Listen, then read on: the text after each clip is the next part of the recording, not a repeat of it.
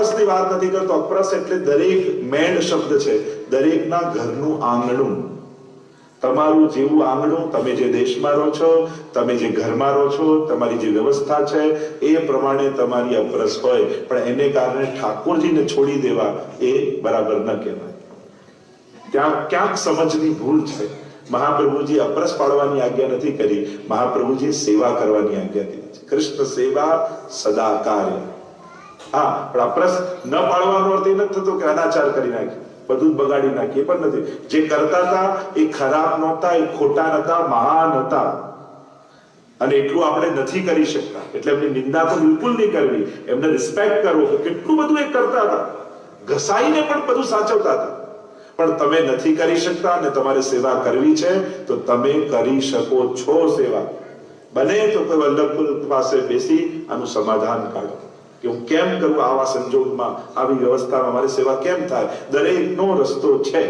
પુષ્ટિ માર્ગની વિશેષતા જે છે, અહીંયાના જે કાયદા છે બધા માટે સરખા નથી, દરેક માટે આમ સ્પેશિયલાઇઝ સેવાની આજ્ઞા હોય છે. અને એટલા માટે જ આજ્ઞા છે કે દરેક લોકો કરી શકે. નહીં તો આ બધા નિયમ લખી જાય તો આપણે બધા વાંચીને જેમ થાય કે આ બધું આપણને નહીં ફાવે, અને એવું જ થઈ રહ્યું છે. અને એટલા માટે અપરસ એક જુદો વિષય છે, એની બહુ જ એટલી મહત્તા ન કરો. ઘણી વસ્તુ એવી બધી આવી ગઈ છે ને આપણા ત્યાં, કેમ એ સેવા કરતા એની વિશેષતા એટલી બધી વધી ગઈ છે કે એને કારણે સેવા છોડી દઈએ છે. એટલે ફરી કહું છું, અપરસ સહાયક છે, ગૌણ છે. દવા સાથે, પાણી સાથે પી જવી દવા. તો દવા મુખ્ય છે, પાણી મહત્વનું નથી. કયું પાણી લઉં, કેવું લઉં, આવું લઉં, એમાં પછી અટવાઈને દવા પીવાનું છોડી દેશો તો પછી બીમારી થશે નહીં. એ દવા ગળવા માટે છે કે દવા ગળી શકાય. અને એટલા માટે સાવધાની રહેજો. ખોટું નતું, એ બધા હજી જે પાળે છે અપરસ એ બધા જ મહાન છે. એટલે હું કહું કે આ બધું નહીં, એનો અર્થ એ નથી હું એની નિંદા કરું છું. એ બધા મહાનતમ ભગવદીઓ છે કે જે આવા દેશમાં રહી આટલી પ્રતિકૂળતાની વચ્ચે પણ આ બધું કરી રહ્યા છે. પણ તમે નથી કરી શકતા તો એનો અર્થ એ નથી થતો કે તમે સેવાથી દૂર રહો. મારો કહેવાનો અર્થ આ છે. જરા એવું ન સમજતા કે અપરસ પાડવાની નિંદા, એ બધા જ આપણા આદર્શ વૈષ્ણવ છે. તમે વિચાર કરો કે 20 વર્ષ પછી આવો વૈષ્ણવ કોઈ ઘરમાં જોવા મળશે ક્યાં? આપણે ભાગ્યશાળી છે કે આવા મર્યાદી વૈષ્ણવને આપણે આપણા આંખે જોયા છે. આપણું નસીબ છે, સૌભાગ્ય છે. કારણ કે 20-25 વર્ષ પછી વાત કરતા છો ને તમે તમારા પૌત્રાની આગળ, આજના યુવાનો, કે જો પહેલાના સમયમાં આવા વૈષ્ણવ હતા તો પેલું આશ્ચર્ય, આ રીતે રહેતા, કુવામાંથી પાણી કરતા, કોઈને અડ્યા તડતા નહીં, ધરીને લેતા. એમને આશ્ચર્ય થશે સાંભળીને કે આવા વૈષ્ણવ પણ આપણા દાદી આવા હતા. એને આશ્ચર્ય થશે આ બધું સાંભળીને.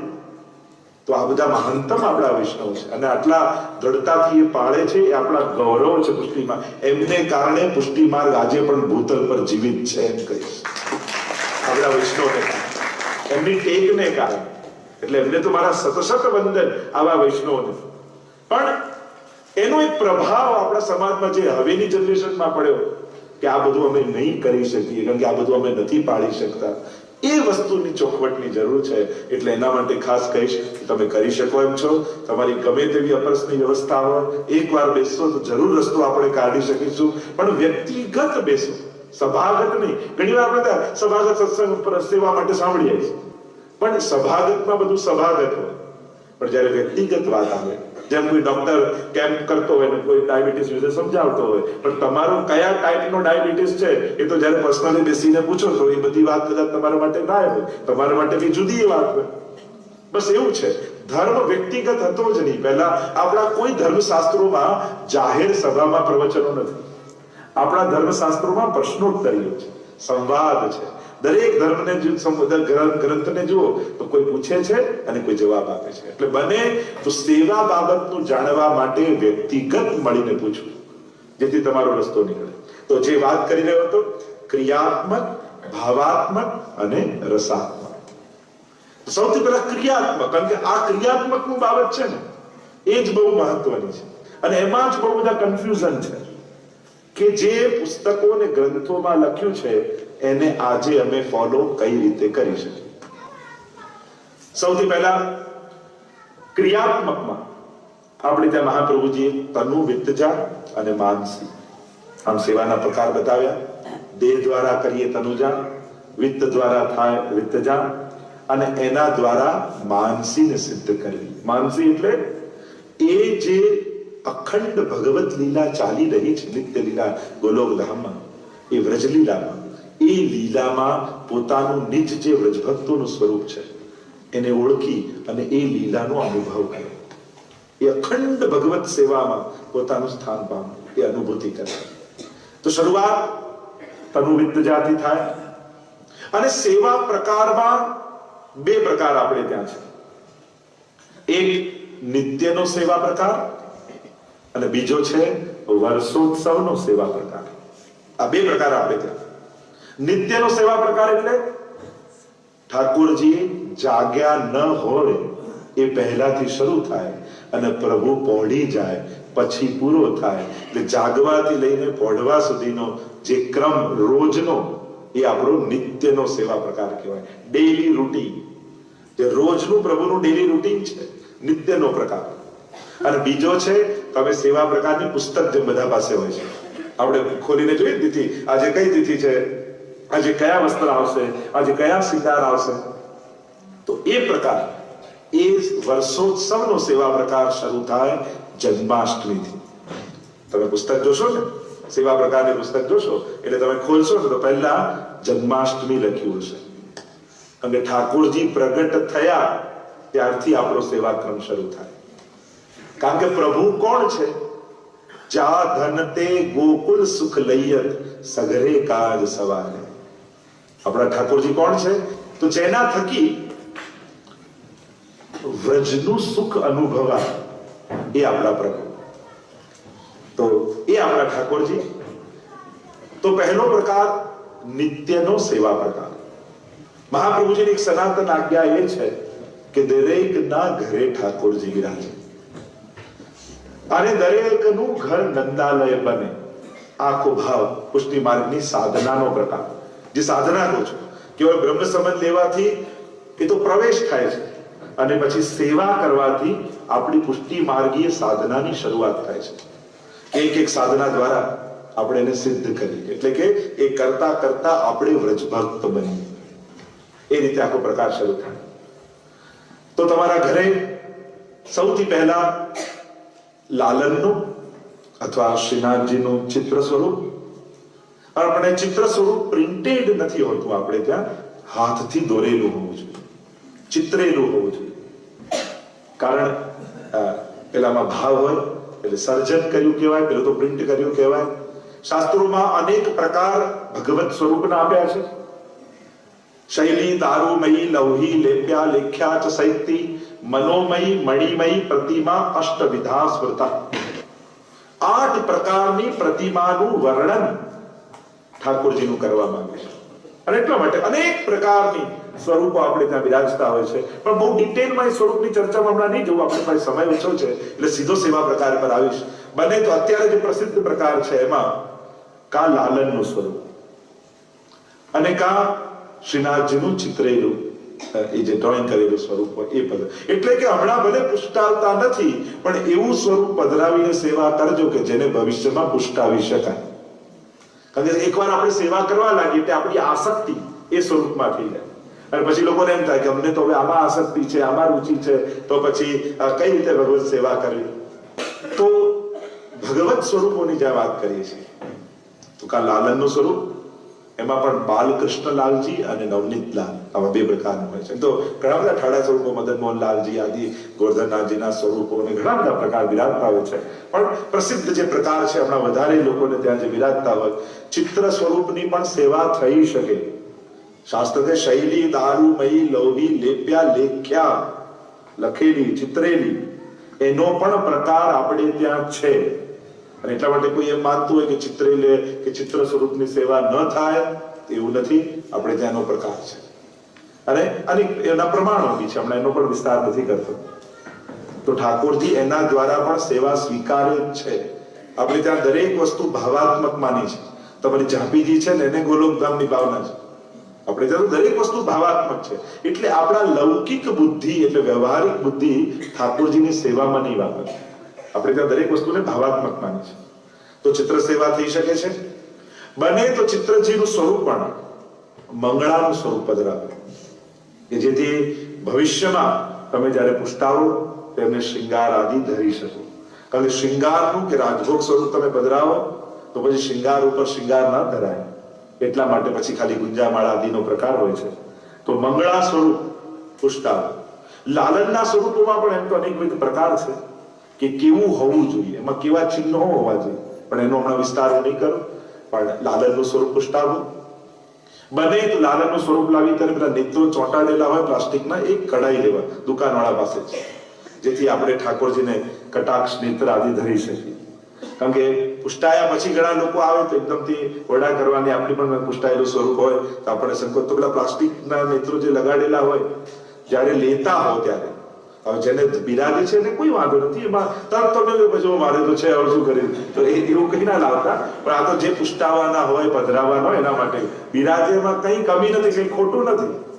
પણ હું ઉત્તમ પ્રકારની વાત કરું છું કે જો ન હોય તો પછી આપણે કટાક્ષ નેત્ર આદિ યા ઉપસેલા નેત્રો હોય તો અંજન ધરાવી શકીએ. તેવું લાલનનું સ્વરૂપ, શ્રીનાથજી બાબાનું સ્વરૂપ પુષ્ટાવાનો પ્રકાર આપણે ત્યાં છે.